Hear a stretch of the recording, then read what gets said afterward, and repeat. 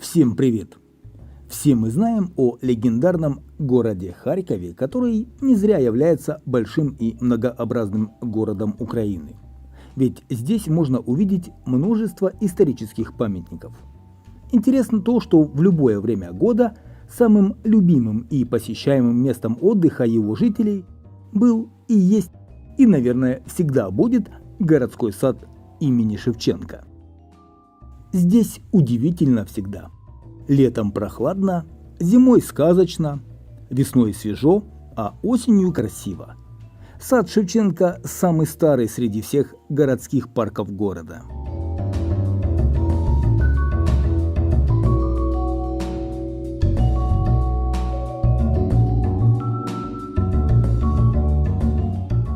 Вся история парка началась еще с 1804 года. Именно тогда всем известный Василий Назарович Каразин, основатель Харьковского национального университета, посадил здесь первые деревья. Немного позже университет назвали его именем, а парк – университетским. Парк делится на две большие части. Верхняя – это ландшафтный парк, а нижняя представляет собой ботанический сад. В 1808 году в саду построили обсерваторию, что позволило не только смотреть на удивительное изобилие звезд, загадочную Луну, а и даже загадывать желания во время звездопадов.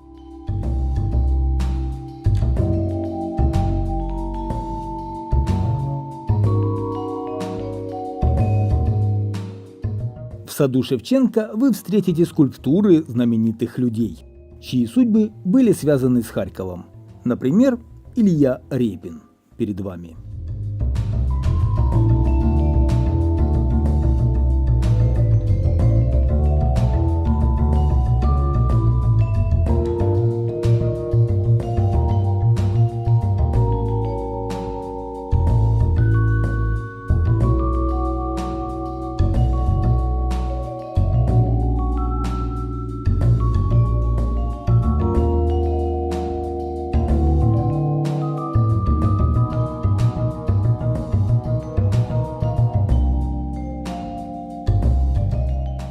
В нынешнем современном саду Шевченко находится визитная карточка Харькова, легендарное кафе «Кристалл». О нем есть видео на канале. Посмотреть его сможете, пройдя по ссылке в описании к видео, которое сейчас смотрите. На территории сада в 1896 году открыли зоологический сад. Сегодня же там есть еще и зоопарк, который постоянно пополняется новыми видами самых необычных животных со всего мира. В те же годы про университетский сад писали в харьковских губернских ведомостях, где описывалась публика того времени, которая, не стесняясь, разваливалась на полянках. А писатель Валентин Катаев описал его как некрасивый, бедный и черствый сад. Одной из достопримечательностей парка являются его старые дубы, многим из которых по 300-400 лет. Вообще, раньше эта территория представляла собой естественную дубраву, от которой нам в наследство осталось около 20 великанов дубов. Саженцы для сада привозились из Крыма и Белой Церкви. В те годы сад был окружен высокой каменной оградой с декоративными коваными решетками. Университетский сад тех времен стал коммерческой средой, ведь именно здесь, благодаря потомственному дворянину Анатолию Вагнеру, был открыт магазин по продаже музыкальных товаров и фотопринадлежностей. Визитной карточкой сада стал памятник Василию Каразину, построенный скульптором Андреолетти на народные деньги, которые собирали почти 20 лет. Памятник хотели открыть в 1905 году, но из-за революции дату открытия пришлось перенести. Только в 1907 году памятник Каразину был представлен общественности. Сад Шевченко – это вечно бьющееся, не останавливающееся ни на секунду в своем развитии сердце Харькова. Изящные лавочки, беседки, клумбы, террасные ступени окружает фонтанный комплекс, который заканчивается небольшим искусственным прудом. Перед вами современная гордость сада – новый фонтанный комплекс. Он состоит из нескольких частей, которые разделяют кованый мостик и каскадные ступени и формой бассейнов, отражающие всю красоту и силу водного потока. В вечернее время фонтан подсвечивают, что создает феерическое зрелище удивительного танца разноцветных струй и сияющей из глубины водной глади.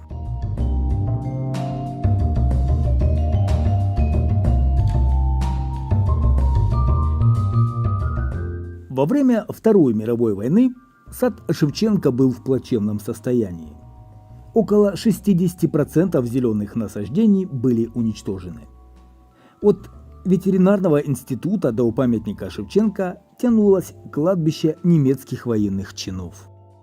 Здесь были похоронены генерал пехотной дивизии Георг фон Браун в 1941 году и в июле 1943 года командир 6-й танковой дивизии Вальтер фон Хунерсдорф, раненый 14 июля под Белгородом во время Курской битвы и умерший после операции в Харькове.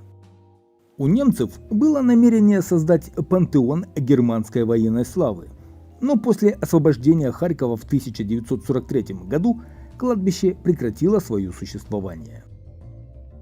В 1955 году, когда все готовились к 300-летию города Харькова, была построена известная лестница-каскад, по которой стекал фонтан, а сверху открывалась панорама на живописную реку Лопань. Кстати, на канале есть видео под названием «Каскад уже не тот. История Харьковского фонтана». Посмотреть его сможете, пройдя по ссылке в описании к видео, которое сейчас смотрите.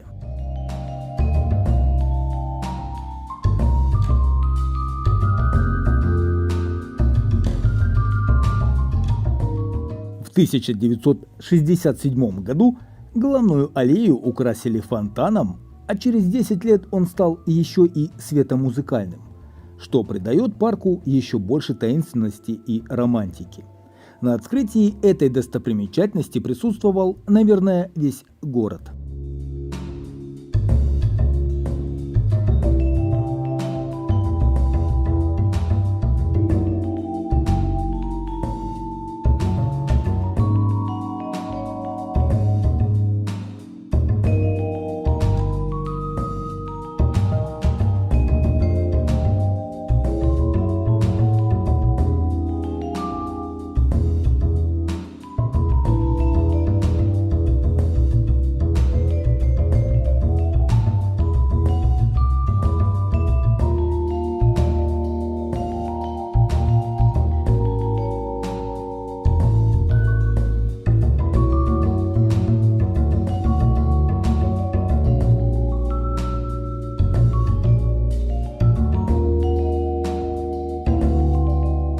Сад Шевченко в Харькове продолжает вас радовать скульптурами знаменитых людей, чьи судьбы были связаны с Харьковом. На этот раз Марком Бернесом.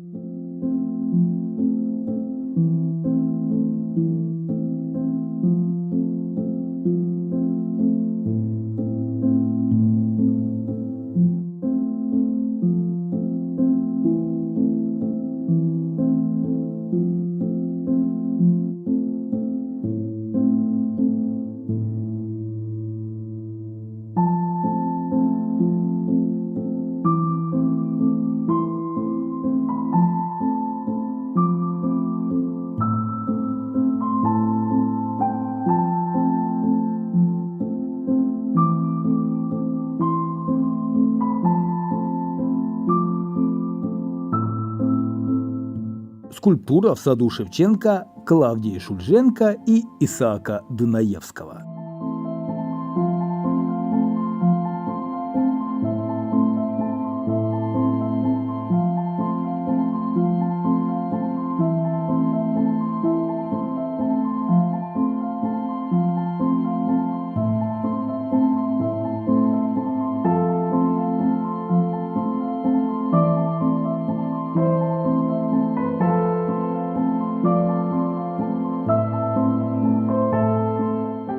Еще одна скульптура в саду Шевченко знаменитый Лесь Курбас.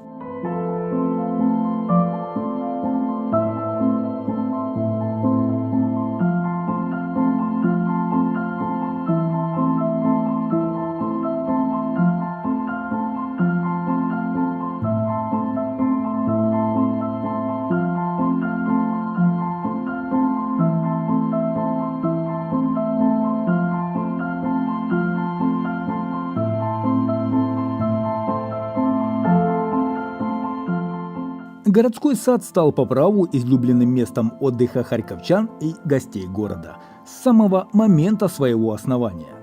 Сад Шевченко – это неотделимая часть истории нашей страны, хотя со временем в нем много чего изменилось, но также много и осталось со страниц ранней истории.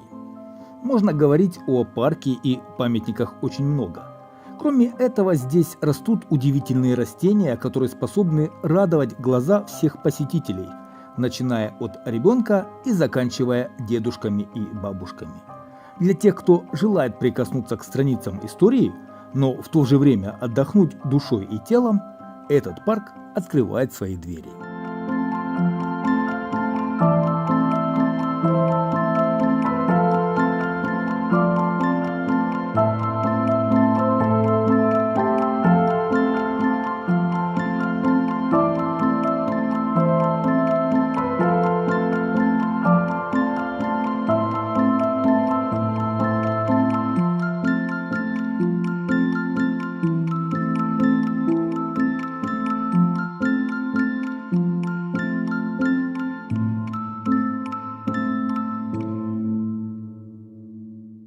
Еще одна скульптура знаменитого человека в саду Шевченко – Леонида Быкова.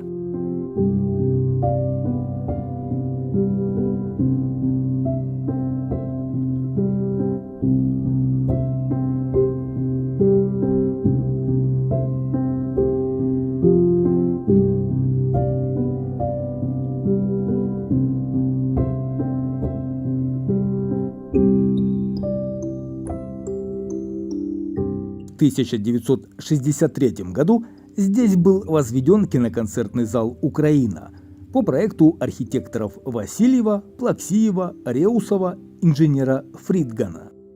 Это был инженерный эксперимент. Расположение здания выбрано специально, чтобы изолировать кинотеатр от городской суеты.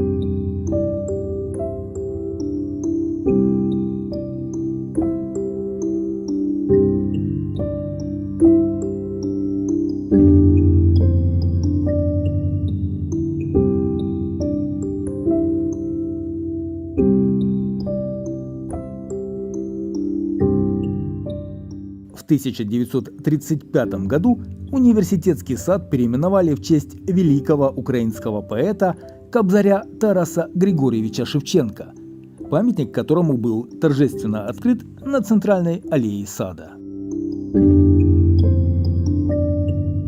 Общая высота памятника 16,5 метров. Бронзовая статуя поэта высотой 5,5 метров установлена на пилоне из черного лабрадорита. Вокруг пилона расположены по спирали 16 фигур.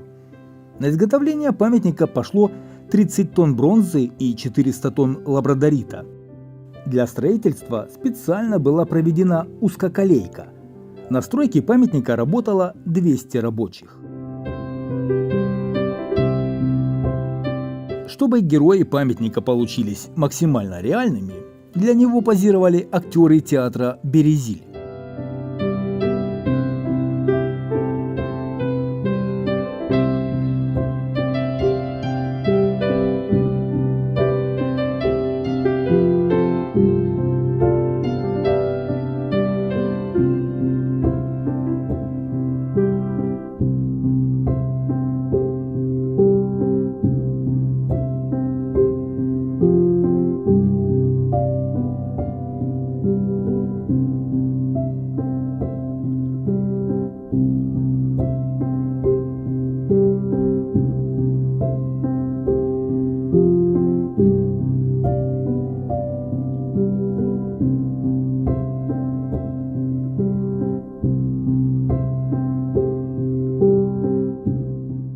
Современная реконструкция сада Шевченко началась в 2011 году перед Евро-2012, а в 2019 году сад Шевченко сильно преобразился, приобретя свой современный вид.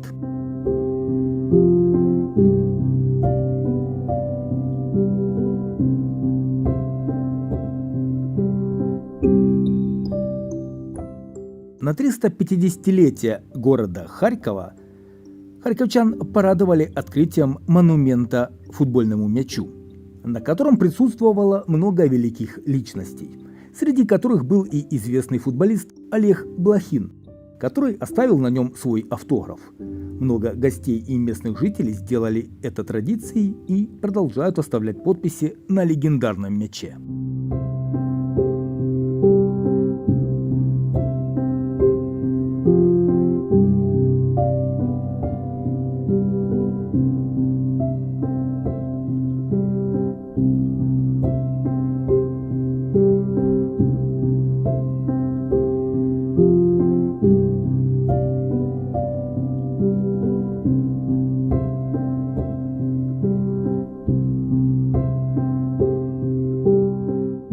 Скульптура «Аксакал», изображающая спящего казака, расположена возле театра оперы и балета.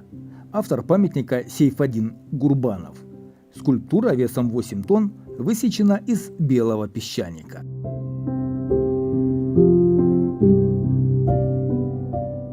К 350-летию города Харькова из Киева был доставлен священный подарок – памятник архангелу Михаилу.